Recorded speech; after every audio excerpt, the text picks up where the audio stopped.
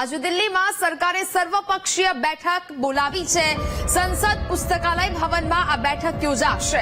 રક્ષામંત્રી રાજનાથસિંહ બેઠકની અધ્યક્ષતા કરવાના છે। ગૃહમંત્રી અમિત શાહ, સંસદીય બાબતોના મંત્રી કિરણ રિજિજુ પણ ઉપસ્થિત રહેવાના છે। ઓપરેશન સિંદૂર પછી સર્વપક્ષીય બેઠક મળી રહી છે। ઓપરેશન સિંદૂર અંગે તમામ પક્ષોને માહિતી છે તે આપવામાં આવશે। રક્ષામંત્રી રાજનાથસિંહ આ બેઠકની અધ્યક્ષતા કરવાના છે। ગૃહમંત્રી અમિત શાહ, સંસદીય બાબતોના મંત્રી કિરણ રિજિજુ પણ આ બેઠકમાં ઉપસ્થિત રહેવાના છે। ઓપરેશન સિંદૂર પછી આ સર્વપક્ષીય મહત્વપૂર્ણ બેઠક મળી રહી છે।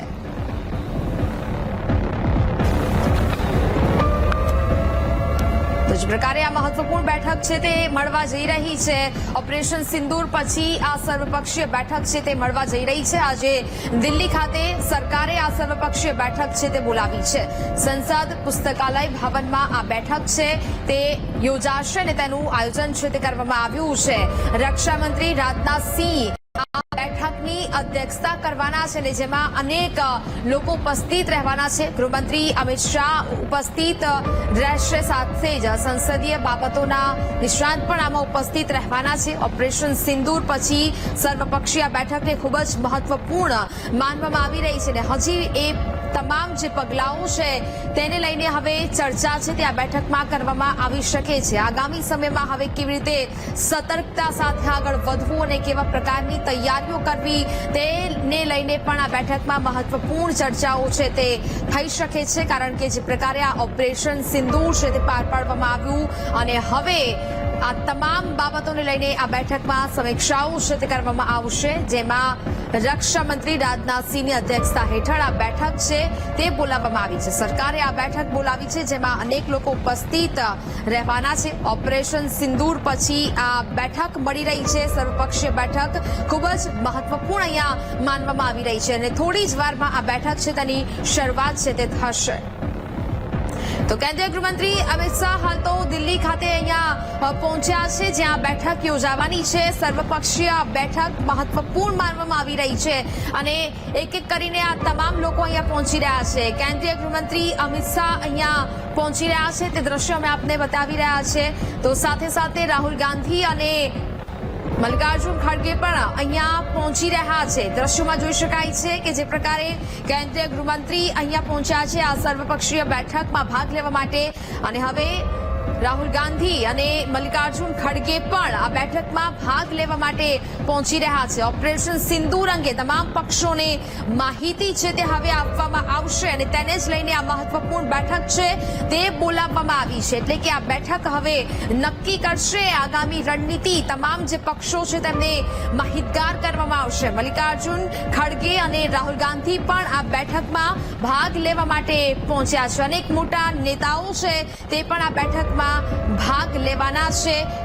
ગૃહમંત્રી અમિત શાહ સાથે સાથે સંસદીય બાબતોના મંત્રી કિરણ રિજિજુ પણ અહીંયા ઉપસ્થિત રહેવાના છે, એટલે કે હવે ખૂબ જ મહત્વપૂર્ણ અને ઓપરેશન સિંદૂરને લઈને આ તમામ પક્ષો છે તેમને માહિતી છે તે આપવામાં આવશે અને હવે આ બેઠક પણ ખૂબ મહત્વપૂર્ણ માનવામાં આવી રહી છે, કારણ કે ઓપરેશન સિંદૂર દ્વારા જે હુમલો પાકિસ્તાન પર કરવામાં આવ્યો અને ત્યારબાદ હવે સૌપ્રથમ આ સર્વપક્ષીય બેઠક છે તે મળી રહી છે। સંસદ પુસ્તકાલય ભવનમાં આ બેઠક છે તે યોજાશે, જેને લઈને તમામ જે તૈયારીઓ અને હવે મોટા મોટા નેતાઓ છે તે અહીંયા પહોંચી રહ્યા છે અને આ સર્વપક્ષીય બેઠક થોડી જ વારમાં શરૂ થશે। સંસદ ભવનમાં બેઠક ગૃહમંત્રી અમિત શાહ હાલ તો પહોંચ્યા છે, કિરણ રિજિજુ પણ આ બેઠકમાં ભાગ લેવાના છે।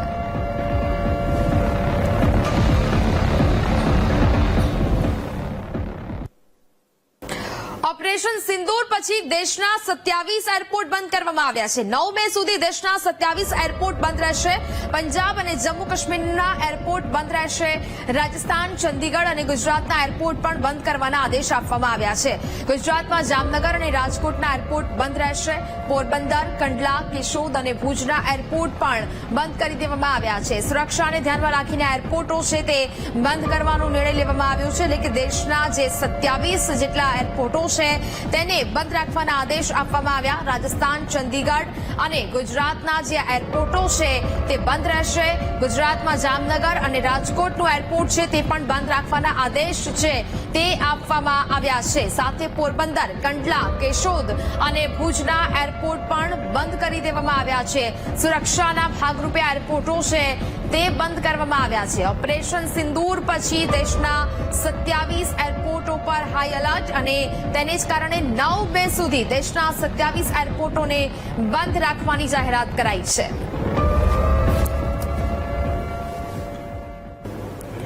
દેશના સરહદી રાજ્યો પર હાઈ એલર્ટ આપવામાં આવ્યું છે. ભારતના ઓપરેશન સિંદૂર પછી સરહદી રાજ્યોમાં એલર્ટ આપવામાં આવ્યું છે. પંજાબમાં પોલીસ કર્મચારીઓની તમામ રજાઓ રદ કરી દેવાઈ છે. મેડિકલ સ્ટાફની પણ રજા કેન્સલ કરવાનો આદેશ આપવામાં આવ્યો છે. 7 દિવસની ડ્યુટી પર હાજર રહેવાની ફરજ છે તે પાડવામાં આવી રહી છે. એટલે કે હવે આ તમામ જગ્યાઓ પર એલર્ટ છે તે આપવામાં આવ્યું છે. દેશના આ સરહદી રાજ્યો છે જ્યાં હાઈ એલર્ટ છે તે આપી દેવામાં આવ્યું છે. ભારતના ઓપરેશન સિંદૂર પછી સરહદી રાજ્યો જેટલા પણ આવેલા છે તે તમામ જગ્યાને હાઈ એલર્ટ પર રાખવામાં આવ્યા છે. સાથે પંજાબમાં પોલીસ કર્મચારીઓની રજાઓ પણ તમામ રદ કરી દેવામાં આવી છે અને આ તમામ લોકોને હાજર થવા માટે સૂચનાઓ આપી દેવાઈ છે. સાથે મેડિકલ સ્ટાફની પણ જે રજાઓ છે તે કેન્સલ કરવાનો આદેશ આપવામાં આવ્યો છે. એટલે કે 7 દિવસની ડ્યુટી પર હાજર રહેવાની આ તમામ લોકોને ફરજ પાડવામાં આવી છે. મેડિકલ સ્ટાફ સાથે સાથે પોલીસ કર્મચારીઓની પણ તમામ રજાઓ કેન્સલ કરવામાં આવી છે.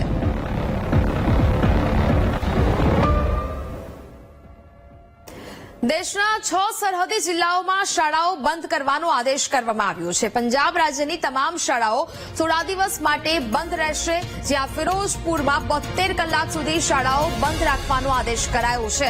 રાજસ્થાનમાં પણ શાળાઓ બંધ રાખવા માટે આદેશ કરવામાં આવ્યા છે. ભારત પાકિસ્તાન વચ્ચેના તણાવને લઈને આ મહત્વપૂર્ણ નિર્ણય છે તે લેવામાં આવ્યો છે. દેશના એ 6 સરહદી જિલ્લાઓ કે જ્યાં શાળાઓ બંધ રાખવાનો મહત્વપૂર્ણ આદેશ અહીંયા કરવામાં આવ્યો છે.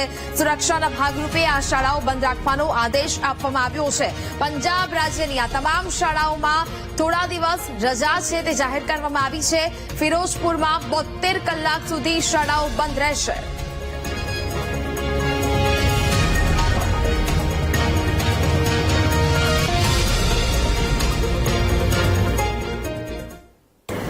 ભારતના ઓપરેશન સિંદૂર પછી સૌથી મહત્વપૂર્ણ અપડેટ મળી રહી છે. ગુજરાત પોલીસની તમામ રજાઓ રદ કરી દેવામાં આવી છે, જેમાં તમામ પોલીસ અધિકારીઓ અને કર્મચારીઓની રજા રદ થઈ છે.